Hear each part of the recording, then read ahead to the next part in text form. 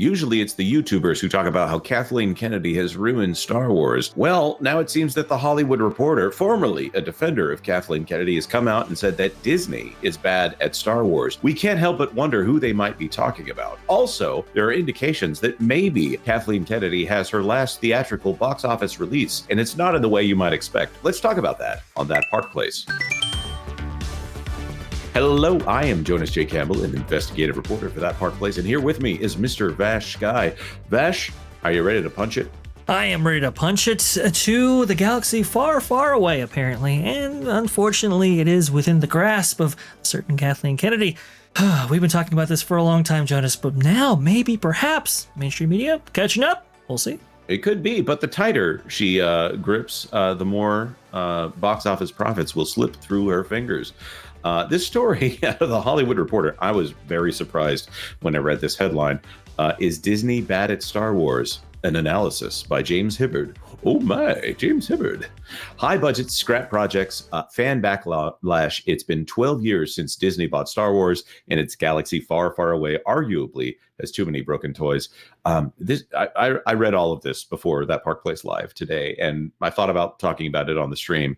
But I'm just going to say this. They're saying a lot of things that I've said. They're saying a lot of things that Valiant, Pro have said in the past. Nerdrotic, obviously, talking about this stuff. And in fact, they don't use anybody's name specifically when they talk about fan backlash and fan problems. But you can tell that they're informed by it in a way that I wonder if these people are following, if not our coverage, but the coverage of people who follow That Park Place. Vash, have you read this yet? I have not. This is the first time I've actually seen this article, so I'm very surprised. So you'll be coming in with fresh eyes on this one. There you go. There's an exchange in Star Wars The Force Awakens when Rey and Finn are fleeing from stormtroopers and searching for a way to escape. Rey spots the legendary Millennium Falcon, declares it looks like garbage, and then quickly reconsiders the garbage will do. Increasingly, that's the attitude of some fans have about Disney's Star Wars programming. Look, we all know this isn't fantastic anymore, but Star Wars is still Star Wars, and therefore it will do. Ooh. That's an interesting framing, because I don't think that that's actually true if we follow the numbers that they actually acknowledge in this article. To be fair, Disney Star Wars shows and movies remain far from space junk. Their titles typically get glowing reviews from critics and generate box office returns and streaming ratings that other studios would envy, though at high cost. I'm glad they put this in here, because when it comes down to it, if they spent a lot less money making this content, I think it's possible to make a Star Wars film for less than Disney makes it. I don't think that's a controversial stance, considering that we know that they've spent at least $230 million in making The Acolyte so far, of what we know based off of September 24th of last year. And that show was nothing to write home about the effects. It really was not impressive from a special effects standpoint.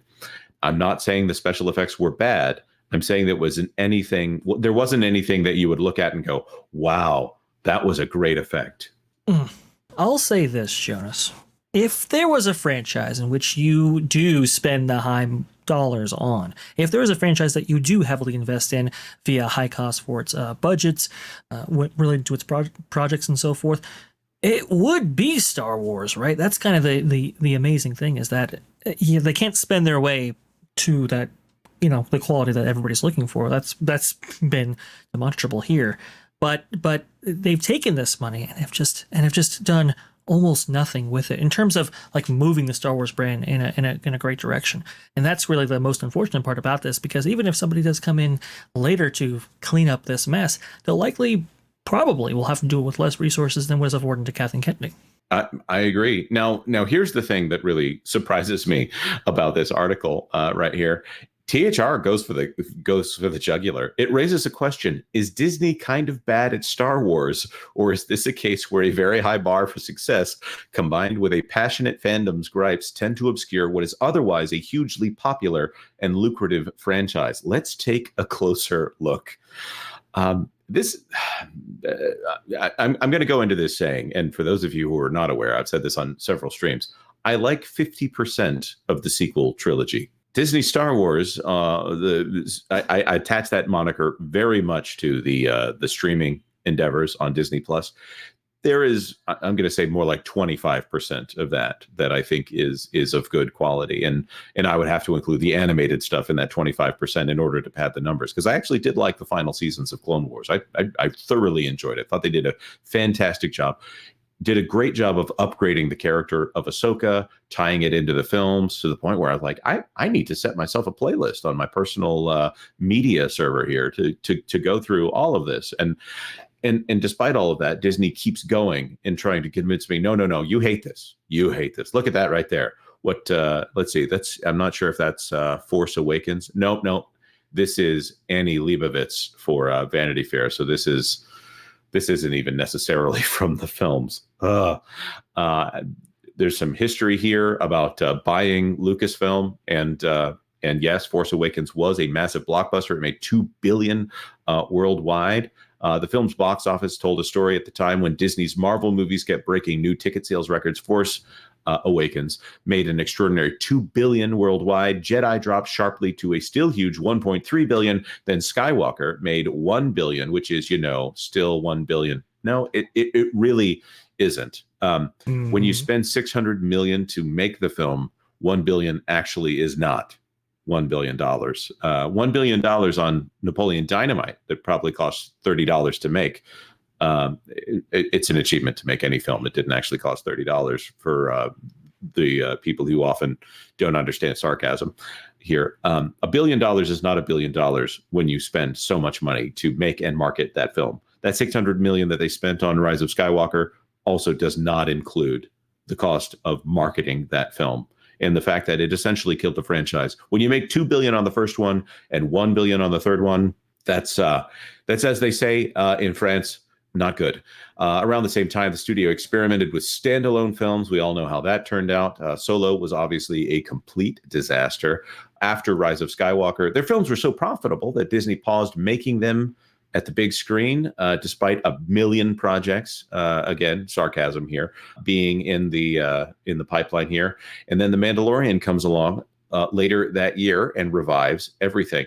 I'm going to skip ahead here to some of the more hard data here, right here. Obi-Wan Kenobi from Deborah Chow. Fans were excited to see Ewan McGregor reprise his role as Obi-Wan, and Hayden Christensen even returned as Darth Vader. The show was likable enough and opened to 1.03 billion minutes of viewing, according to Nielsen, bigger than Mando Season 3. But then you have shows like Andor, which we all thought Andor was the bottom of the barrel as far as ratings go until we get to Ahsoka and then The Acolyte, which The Acolyte dropped off the charts altogether. And if you're coming into this fresh and you don't understand that The Acolyte was actually a ratings disaster and cost $230 million to make, which is the reason that it was a ratings disaster. Again, an episode of Big Bang Theory getting them to these metrics. Okay. An episode of a space epic that costs this much money to make, that's where your problem is. And the show was canceled. So even Disney, and even this article says right here, the cancellation has been portrayed by some defenders as baffling, even conspiratorial, but the show's ratings, trend, and reception point to a pragmatic decision on the studio's part. So we could focus on Disney's decision, or the fact that The Hollywood Reporter is now coming out and saying this was the right decision, guys. Vash, what do you think about the tone change from Hollywood Reporter? Well, it just becomes demonstrable at a certain point. Even if you don't listen to us and our coverage and so forth, and you don't care about our coverage and the contemporaries in our space, it does become one of those things where you just look at even if you're like a box office junkie, right? Where earlier in the article it said, well, $1 billion is still $1 billion. Yeah, we know that's not necessarily true, but let's say you're of the Hollywood industry or of the Hollywood world in which that big box office gross is a big deal and it's limited in isolation. Well, just like you said, Jonas, when you go from 2.1 to 1, that's a huge decline right there. The mining of the existing IP in various ways like Solo or Obi-Wan and so forth, and you see that drop off when it comes to the ratings of people maybe initially giving them that programming but then dropping off later, or in Solo's case not even giving them the time of day entirely. At a certain point just a cruise until if you take the stance to defend them, you're going to be called out for it because the evidence is so overwhelming at this point. Yeah. And I would say that the Hollywood Reporter would agree with you, shockingly enough. Hanging over all of this is the increasing suspicion that the company may have wrung out the rag, creatively speaking, on storylines culled from Lucas's original trilogy and his prequels. Even the Acolyte's haters should give the show credit for telling a story that's far removed from the Skywalker saga, as does Skeleton Crew. This is one that I'm going to disagree with the narrative here. Luke Skywalker is the main character of Star Wars. You can tell other stories in Star Wars, and that's great. The Mandalorian being on its own and Luke Skywalker showing up, that was great. The story does not need to center on Luke Skywalker, but trying to pretend like the most important person in the Star Wars galaxy doesn't exist, probably not good. It also correlates to when Star Wars makes money. So, they also call out the Disney Plus subscriptions. Aren't subscriptions the real coin of the realm here? Disney Plus took off like a rocket in 2019, steadily climbed to peak on the fourth quarter of 2022 with 164 million subs, and then started dropping for the first time to settle around 153 million. And we all know that right now Disney is trying to get into some gamesmanship in order to get those numbers up, like carriage deals with cable companies and things like that. But looking here, the parks front, the company doesn't publicly release attendance numbers, but they're using the $1 billion figure for the Galactic Star Cruiser here, and they call it spectacularly blowing up like Alderaan, shuttering its windowless cabins and blue milk slinging cantinas after 1 year. And also, we've talked about this on the channel. There was a chart released by Disney to defend the acquisition of Lucasfilm for $4 billion. And they're trying to say that Disney is trying to say that it generated $12 billion in total revenue. But there's so much stuffed into this fuzzy umbrella number, however, including non-Star Wars titles and projected future returns, and also so much left out, like the cost of everything. So it's tough to know what to make of that $12 billion, other than Star Wars generates a lot of money, which you probably already knew. This is the part that I skipped, though, because this will transition us into the Kathleen Kennedy part. Lucasfilm president Kathleen Kennedy, who has produced some of the most beloved and iconic movies in cinema history, because she worked with Steven Spielberg and Frank Marshall and George Lucas, in addition to successfully relaunching Star Wars in cinemas with Force Awakens and trailblazing into TV with Mando, has overseen the Star Wars franchise since 2022. Any mention of Kennedy amid a look at the Star Wars track record cannot be separated from the fact that she has been the target of hateful and ugly attacks fandom. Wait, hateful and ugly attacks fandom? That doesn't quite make sense grammatically, but we all know what she's trying to say, or he. South Park has piled on by mocking her in a recent episode. Still, Kennedy shouldn't be considered immune from criticism. And one thing recent political headlines have shown is the myth of only I can do it leadership. I see the point here.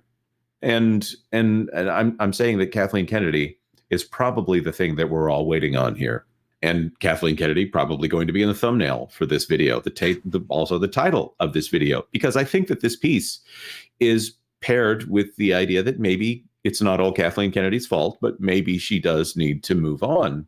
Which brings us to that Park Place article that I referenced at the beginning of this video. Disney documentary Music by John Williams could be Kathleen Kennedy's final box office film.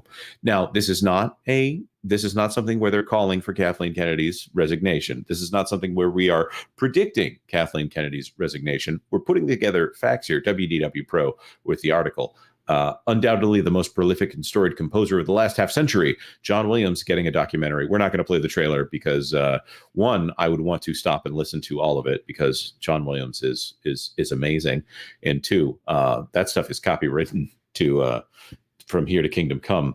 I imagine if you're in heaven and you play a harp that happens to play the Star Wars theme, you'll get a copyright strike from Disney. They're probably not up there with you. They're probably in the other place. According to a press release from the Walt Disney Company, the documentary is a shared production between Lucasfilm, Amblin, and Imagine, and will offer a fascinating and insightful look at prolific life and career of composer Disney legend John Williams. Oh, they got to get their claws in him there with that one.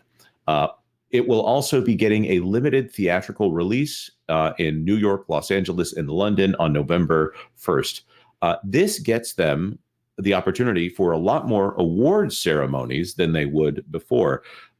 Again, if this is a Disney production and a Lucasfilm production and an Amblin production, that puts Kathleen Kennedy on this 3 Ways to Sunday. So her name is on this for absolute certain. We've also heard that she's wanting to go out on a wind. This film is directed by Laurent Bouzereau and is produced by Steven Spielberg, Brian Grazer, Ron Howard, Daryl Frank, Justin Falvey, Sarah Bernstein, a massive list of influential producers. And of course, Frank Marshall is involved as well. Frank Marshall being the man in charge when it comes to so many films, including Indiana Jones, which, by the way, Indiana Jones and everything except Isle of Destiny has been removed from Disney Plus, because a lot of people were shocked Disney does not own the rights to Indiana Jones outright the way they now do with Star Wars. So here is the conspiracy theory. Vash, do you know where the conspiracy theory is here?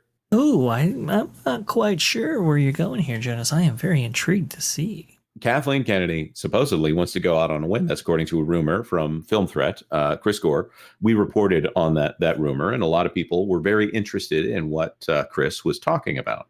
Mr. Gore, I should say, Mr. Frank Gore, perhaps. If she's wanting to leave on a whim, and there's not much coming out of Star Wars lately, I don't think anybody is holding their breath on the quality of Skeleton Crew, but could be good. I don't know. Could be good. I think this is the opportunity for Kathleen Kennedy to perhaps get an Academy Award for production of Best Documentary, or perhaps some kind of award for this documentary. I suppose that's true, but would anybody really attribute her as being the person that brought this to either fruition or success? that's I think when I hear, well, she needs a win, I think she wants something attributed directly to her. Obviously, the appeal for this documentary is going to be, well, the appeal of John Williams and his life and covering of it. So it's an interesting theory, and I'll say this. If that happens to play out, man, I'll be the first one to admit, Jonas, I'll be thankfully wrong in that instance.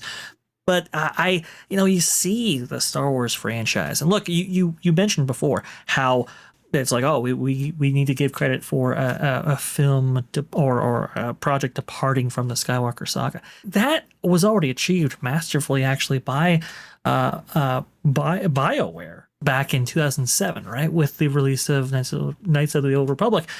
That was thousands of years before the Skywalker saga, and that was what, Game of the Year. It sold, I think, tens of millions of copies.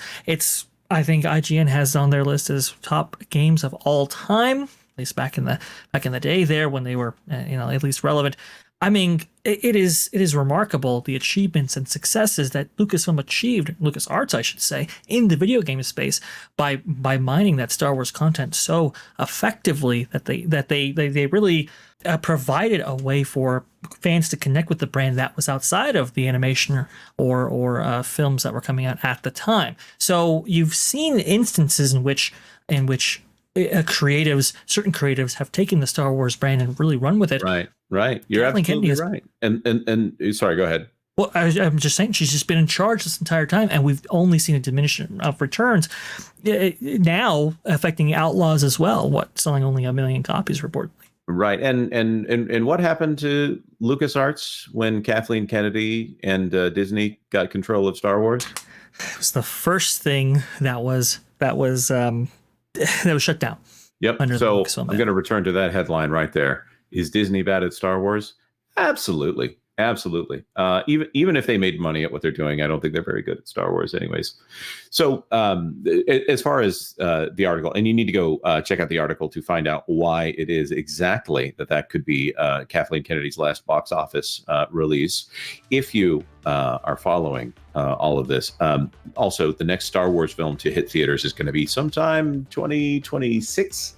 I think. So it remains to be seen whether Kathleen Kennedy wants to stick around and be whacked with lightsaber wiffle bats until that day in a social media standpoint. But what do you think about all of this? Let us know in the comment section down below. Like this video if you like this video. And if you would, consider subscribing to That Park Plays for all the news that should be fun. Thanks for watching That Park Plays News.